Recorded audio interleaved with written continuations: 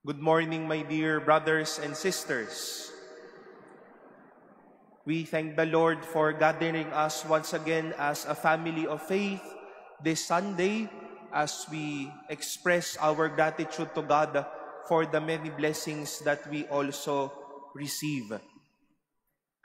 I'd like to begin our reflection this morning with another seminary experience. I had this seminary contemporary. I think he's already a priest, a year ahead of me. At kapag ahead ka sa isang klase, malamang yung napagdaanan nila ay mapagdadaanan mo din. At bakit po siya tumatak sa isip ko? I would always remember this brother of ours saying to me or to all of us, dahil nga he is ahead of us, he would tell us, alam mo, yung Christology subject, Christology is a subject studying Jesus. Christology. Alam mo yung Christology subject, naku, mahirap yan. Because he is also ahead of us, a lot of personal or psycho-spiritual processings were already done or they already did the processing. And he would also tell us, naku, napakahirap niyan. No? Pahihirapan kayo niyan. And to many aspects in life, that would always be his comment, naku, napakahirap niyan. And I was telling myself, napaka-delikadong sundan ng taong ito. Dahil lahat mahirap sa kanya. Siguro po mapaglaro ang Diyos. Dahil whenever He would let go of a committee, the seminary would ask me to replace him. He was part of the publication committee, and I was the one who succeeded him. For a certain committee, he accelerated into the next year, and I was the one who succeeded him. Parang sinabi ko, ito na nga. Mukhang masasabi ko nga mahirap na nga ito. And I was really trying to battle out that experience. Hindi po pwedeng mahirap lang ito to the end that I will do nothing towards the end dahil sinabi ko, mahirap na lang, mahirap na lamang, mahirap na lamang. But I give thanks to God for the graces bestowed on that particular office. Dahil mukhang nagawa naman namin ng mabuti at nakayanan naman din namin. My dear brothers and sisters, if we are to look at the characters or the spirit of our readings this Sunday, our readings would like to inspire us with that certain sense of determination, lakas ng loob.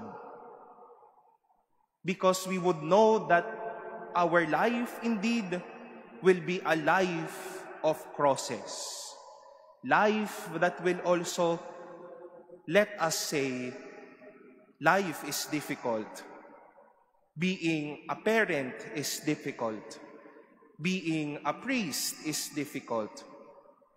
Having my own occupation, my own vocation in life is a cross.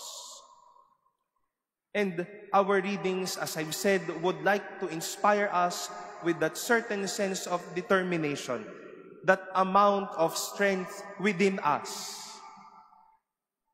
Sa ating pong unang pagbasa from the book of the prophet Isaiah, this reading would usually be preached during Lenten season and would always be this is a prophecy of the servant, which is Jesus, whom after this prophecy will be facing His passion, His death, and resurrection. At parang okay lang sa kanya at malakas yung loob niyang sabihin, I gave my back to those who beat me, my cheeks to those who plucked my beard. My face I did not shield from buffets and spitting. Sige, pahirapan nyo lang ako, okay lang sa akin. And at the same time, we see and hear Jesus openly, as St. Mark would tell us, openly telling his disciples that the Son of Man must suffer greatly, be rejected by the elders, the chief priests, and the scribes, and be killed, and on the third day, rise again. Parang napakadali lang sabihin, maghihirap ako. Dadaan ako sa madaming pagsubok sa buhay na ito. And maybe we would ask them, what is your secret? We want that kind of determination. We want that kind of inner strength to face the crosses in life just as you can openly say it. What might be their secret? We go back to what the prophecy of Isaiah said towards the last portion. The Lord God is my help. Therefore, I am not disgraced. I have set my flint, knowing that I shall not be put to shame. He is near to uphold my right.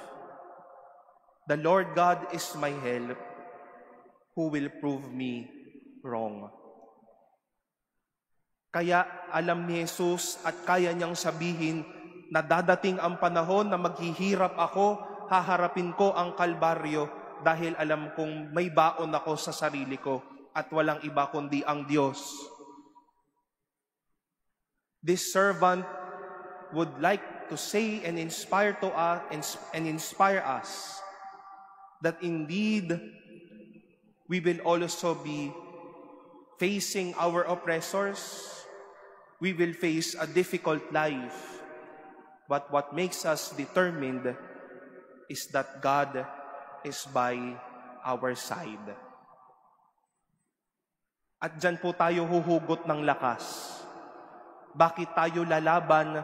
Bakit tayo susulong sa buhay na ito?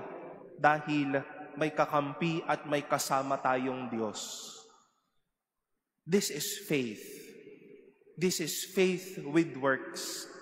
That hopefully whenever we would hear a friend, we would hear a family member, someone dear to us telling us, you know, I've been dealing with the difficulties in life.